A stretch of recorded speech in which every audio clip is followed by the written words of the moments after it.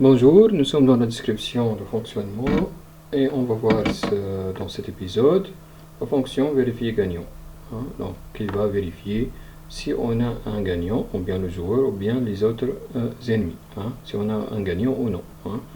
Donc les différentes valeurs qui vont être retournées par cette fonction, ou bien 0 pour dire qu'aucun n'a gagné, donc on va continuer à jouer, ou bien 1 pour dire le joueur humain a gagné, ou bien 2 pour dire ce sont les ennemis qui ont gagné, c'est-à-dire le joueur humain qui a perdu, c'est ça. Donc comment on va faire ça?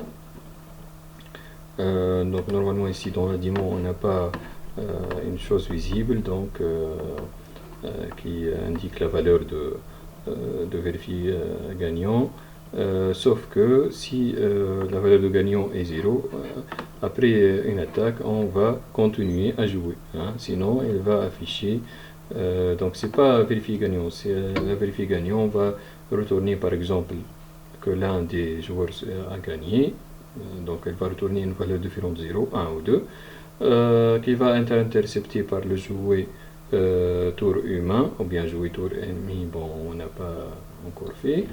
Donc ce jouet tour va sortir pour dire qu'on ne peut pas continuer à jouer puisqu'il y a un gagnant et un perdant. Elle va retourner cette valeur à cette même valeur, c'est-à-dire à dérouler jeu, et dérouler jeu va sortir de la boucle du jeu et dire que la bataille est finie et il y a un gagnant et un perdant. C'est ça. Donc comment on va faire? Donc normalement ici on a le tableau des joueurs. On va parcourir le tableau, tout le tableau, c'est-à-dire des joueurs. Si on trouve que avant de parcourir le tableau de joueurs, il faut déterminer l'ID du joueur 1 et le groupe de ce joueur. Donc il y a une rectification concernant le groupe allié de joueurs. C'est pas le groupe 1. Je crois que j'ai dit une fois que c'est le groupe 1. Non.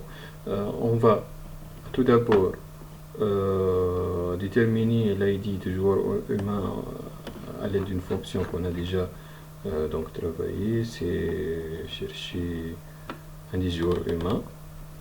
Puis en cherchant l'indice joueur humain, on va juste pour le groupe allié du joueur humain, on va mettre joueur de indice joueur humain qu'on a déjà déterminé, point groupe allié, c'est ça. Pour les autres, c'est-à-dire les ennemis, ils vont être leur groupe allié vont être différents de ce groupe allié. Pour connaître que si un joueur particulier c'est un allié ou bien un ennemi, si le groupe allié de ce joueur est différent du groupe allié de joueurs humains qu'on a déterminé avant la boucle, donc c'est un ennemi. S'ils sont égaux, donc c'est un allié, c'est ça. C'est ça donc.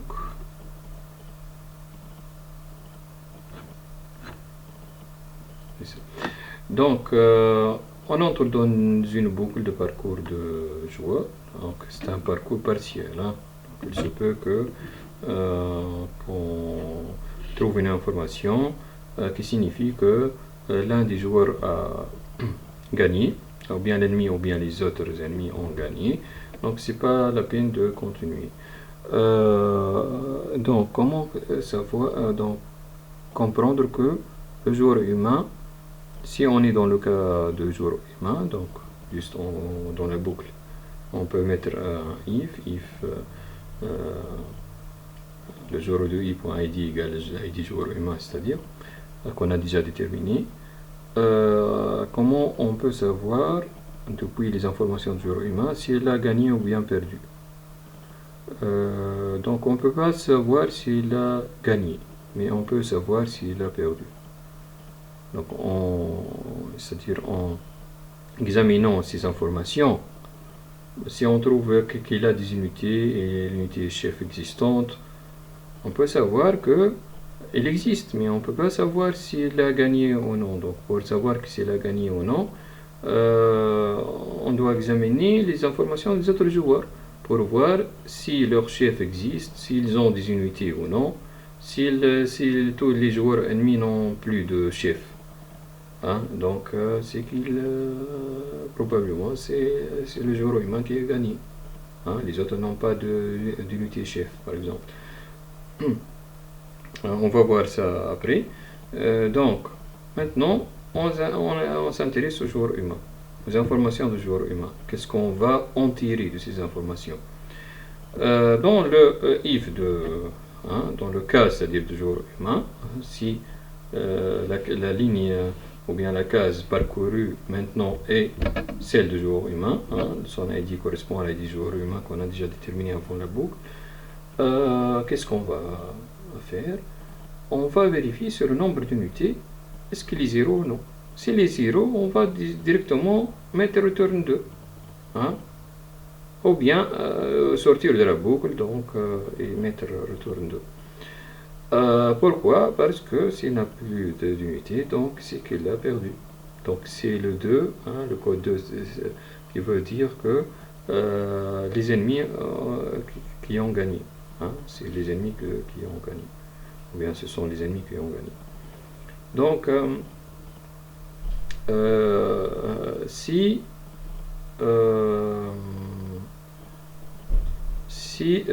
c'est-à-dire si le nombre d'unités n'est pas 0, un autre cas qui signifie que le joueur humain a perdu, si on va chercher dans le tableau unité joueur, de ce joueur même, le joueur humain, si on cherche dans toutes les unités de ce joueur et on trouve pas une unité de rang 1. Donc il n'y a pas d'unité de rang 1, donc il n'y a pas de chef, donc le chef est mort. Donc même chose, c'est que l'ennemi a gagné. C'est ça, on va retourner le code 2, c'est-à-dire.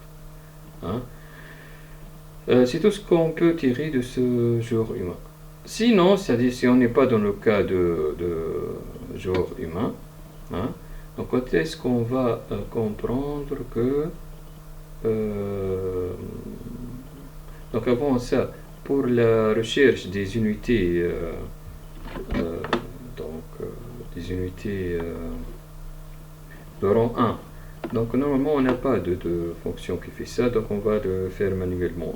While si on trouve une unité qui est active, qui est de ce joueur humain, qui est de rang 1, etc. Donc on va mettre une variable, par exemple chef trouvé à 1, puis on va comprendre que si on n'a pas ce chef trouvé à 1, donc on va comprendre qu'il n'y a plus le chef l'unité chef de ce joueur humain, donc il a perdu. Et on va retourner 2 à la fin. Si on passe par exemple pour le cas des joueurs donc qui ne sont pas qui sont ennemis de joueurs humains. Donc comment on va les on va pas mettre else parce que le else comprend aussi les joueurs alliés. Donc on va mettre donc normalement un else if. On va donc mettre une condition que les unités qui sont de groupes alliés, différents de groupes alliés de joueurs humains qu'on a déterminé avant la boucle. Dans ce cas, on est sûr que c'est un joueur ennemi. On peut initialiser une variable avant la boucle, pour dire que l'humain est gagnant, par exemple, égal à 1. Si on trouve un seul joueur ennemi qui a un chef encore en vie, donc c'est-à-dire humain gagnant va être à 0. Donc l'humain ne va pas être gagnant parce qu'il existe un chef, unité chef, donc d'un des joueurs ennemis. Par exemple, si on a 3 joueurs ennemis et 2 qui sont morts et un qui existe, donc il a une unité chef. Donc cela signifie que je n'ai pas encore gagné. Hein. Donc on va retourner le code 0, c'est-à-dire ni le joueur humain a gagné ni l'autre. Donc en mettant par défaut humain gagnant à 1, et à chaque fois qu'on entre dans le cas d'un joueur ennemi, on va parcourir les unités, le tableau unité joueur, on va parcourir les unités ennemies, les unités, c'est-à-dire les unités joueurs de ce joueur ennemi, et on va chercher celle du rang 1. Si on trouve une unité de rang 1 qui est active, qui appartient à un joueur ennemi, donc c'est utile de continuer. Donc on va mettre humain gagnant à 0, c'est-à-dire donc il n'est pas gagné. Si donc à la fin, si car il se peut que qu'on a dans la première case, donc on a donc ce joueur ennemi, on a trouvé un chef de ce joueur, une unité chef, on a mis humain gagnant à 0, hein, mais après il se peut que l'unité le joueur humain est dans une ligne suivante et non pas précédente, c'est-à-dire donc ici le joueur humain, lorsqu'on parcourt ces unités, on ne trouve pas une unité chef. Donc on ne va pas donc se baser sur le humain gagnant 0, on va dire que Gauguin est gagnant. On va dire non, donc l'information qu'on a reçue de joueur humain, c'est que le joueur humain n'a plus d'unité chef, donc il a perdu. Donc il faut comparer ces différentes informations et voir si l'unité le joueur humain n'est pas perdant. Et on a l'autre variable qui détermine si l'humain est gagnant ou non, on trouve 0, c'est-à-dire non, il n'est pas gagnant. Donc on va comprendre que ni l'un ni l'autre n'est gagnant, on va faire un retour 0. Si le joueur humain n'est pas perdant, et on trouve que tous les joueurs ennemis n'ont plus d'unité chef. Lorsqu'ils n'ont plus d'unité chef, donc humain gagnant, la variable qu'on a fait, va rester à 1. On va la trouver à 1, on va dire que le joueur est gagnant, donc on va retourner 1. C'est ça. Donc c'est ça les différents cas, et vous pouvez encore voir s'il y a un autre sous-cas donc à compléter, c'est-à-dire c'est ça. Donc le vérifier gagnant, où est-ce qu'on va la positionner lors de l'appel? On va la positionner dans jouer tour humain, donc pour l'instant, donc on n'a pas encore vu le jouer tour ennemi. Donc normalement c'est la même chose dans jouer tour ennemi. Donc si vous vous souvenez, dans le grand do while, on va boucler pour dérouler un autre tour de notre unité. Dans le while on a mis while vérifier fin tour égal, je crois 0, et fin tour forcé égale 0, c'est-à-dire il n'y a pas une fin tour forcé, il n'y a pas une fin de tous les tours de tous les ennemis. Et dans le même while, ce code gagnant qui résulte de vérifier gagnant égale 0 aussi, hein, donc on va boucler. Sinon, si l'un de ces variables est différent de 0, hein, de la vérification de fin tour, ou bien de la fin tour forcée, ou bien de la vérification de gagnant, ce code gagnant, s'il est différent de 0, donc on va sortir de do while, on va retourner le code gagnant, on ne va pas retourner les autres codes, c'est le code gagnant qu'on va retourner au déroulé jeu.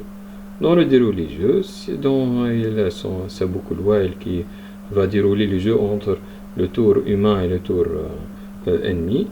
Dans cette boucle, normalement, il y a une condition, si on va boucler si le code gagnant est différent, est égal à 0. Hein. S'il trouve différent de 0, il va sortir de la boucle. Aussi, il y a un petit détail, quand on, c'est-à-dire durant les tours, normalement, il y a les tours, on a déjà parlé de ça, il y a les tours de plusieurs joueurs.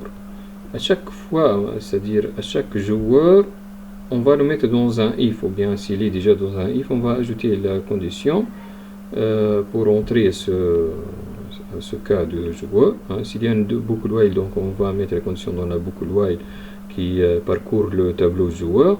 On va ajouter la condition code gagnant égale 0 pour entrer dans ce cas. Sinon, on va sortir de cette petite boucle while qui parcourt le joueur avec ce code de gagnant différent de 0. Hein, donc pour reboucler, il faut que le code gagnant égale 0. Sinon, on va sortir de cette boucle de parcours de tableau joueur et sortir de la boucle générale qui parcourt les tours, c'est-à-dire tour par tour. Hein, donc les deux boucles, la boucle de parcours de tableau joueur et la boucle de parcours des tours, donc va comprendre, c'est-à-dire entre autres, s'il y a d'autres conditions, donc entre autres, elle va comprendre la condition code gagnant égale 0.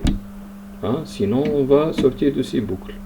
Et on va, à la fin de dérouler le jeu, donc mettre si donc juste une discussion des cas, si le code, c'est-à-dire gagnant égale 1, on va mettre que le joueur humain est gagnant. Normalement, on a l'ID joueur humain, donc juste on va mettre ou bien joueur humain, ou bien son code, son ID, c'est-à-dire. Sinon, on va mettre les ennemis, donc on ne peut pas mettre l'ID des ennemis parce que il se peut qu'ils sont déjà deux ennemis qui ont gagné. Hein, donc, lequel on va le mettre donc c'est le joueur humain. Par exemple, on peut mettre ou bien le joueur humain a perdu, ou bien le joueur, les joueurs ennemis, ou bien le joueur ennemi est gagnant. Hein, c'est ça. Donc, comme ça, on a un déroulement complet qui manque juste le jouet tour ennemi et le jouet tour allié, hein, qu'on n'a pas vu jusqu'à l'instant.